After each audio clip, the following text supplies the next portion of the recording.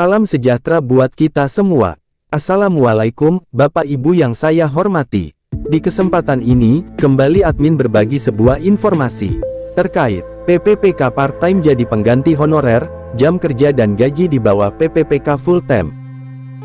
Tetap menjadi bagian dari ASN PPPK, ex-honorer yang semuanya akan dihapus terhitung tanggal 28 November tahun 2023 mendatang dirancang masuk dalam kategori PPPK part-time. PPPK part-time atau paruh waktu ini, tentunya memiliki perbedaan dengan PPPK full-time. Mulai jam kerja sesuai dengan kebutuhan, hingga kepada penggajian yang berbeda dengan PPPK full-time. Mengenai penggajian PPPK part-time ini sendiri, belum ada keputusan resminya. Namun, jika melihat dari pekerjaan part-time lain biasanya dibayar per hari atau per jam. Tak heran, jika kemudian ada anggapan besaran gaji PPPK part-time nantinya lebih rendah ketimbang PPPK full-time.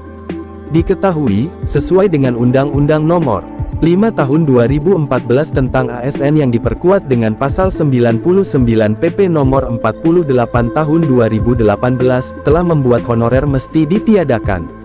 Pemerintah tetap berupaya mengangkat semua honorer yang terdata 2,3 juta, menjadi PPPK part-time. Tak main-main, hal ini sudah termuat dalam rancangan undang-undang tentang perubahan atas Undang-Undang Nomor 5 Tahun 2014 tentang Aparatur Sipil Negara.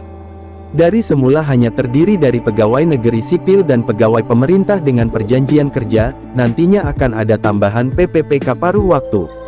Tujuannya, untuk mengakomodir para tenaga honorer di lingkungan pemerintahan yang akan dihapus statusnya pada tanggal 28 November tahun 2023. Jadi ini PPPK dulu hanya satu, sekarang ada dua, ada yang full time, ada yang paruh waktu, kata anggota Komisi 2 DPR Guspardi Gaus dikutip rakyatbengkulu.com. Anggota Panja RUU ASN itu juga menerangkan, PPPK part-time tentu berbeda dengan mekanisme kerja tenaga honorer selama ini. Sebab ia hanya bekerja berdasarkan waktu yang disepakati, sehingga tak harus seharian bekerja di kantor pemerintah. Baik di pusat maupun daerah, seperti tenaga honorer selama ini.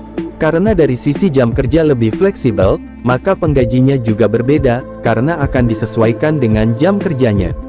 Dengan begitu, 2,3 juta tenaga honorer yang akan terdampak penghapusan status pada akhir tahun ini itu tak akan terkena PHK massal, pengurangan pendapatan, serta menambah beban anggaran karena tak harus diangkat jadi PNS.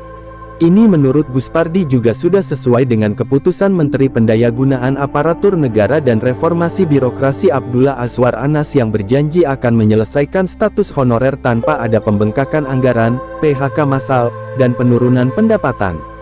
Ini menjadi win-win solution, kalau paruh waktu tentu anggaran gajinya tidak sama dengan full-time, jadi meringankan anggaran negara. Di satu sisi para honorer ada kepastian dia bekerja di pemerintahan. Ini bagian dari perubahan yang akan dilakukan di revisi Undang-Undang ASN, tegas Guspardi. Guspardi mengungkapkan, RUU ASN ini akan bisa dirampungkan sebelum masuknya masa reses pada tanggal 14 Juli tahun 2023. Dengan demikian, ia berharap RUU ini bisa segera disahkan di dalam rapat paripurna terdekat, sehingga tak lagi harus tertunda-tunda seperti sebelumnya. Artinya sebelum reseslah masa sidang itu. Ini kan tanggal 13 kita tutup masa sidang, mudah-mudahan, kita kan sedang berjibaku panja untuk membahas ini. Mudah-mudahan bisa selesai dalam waktu tidak terlalu lama, ucap Guspardi.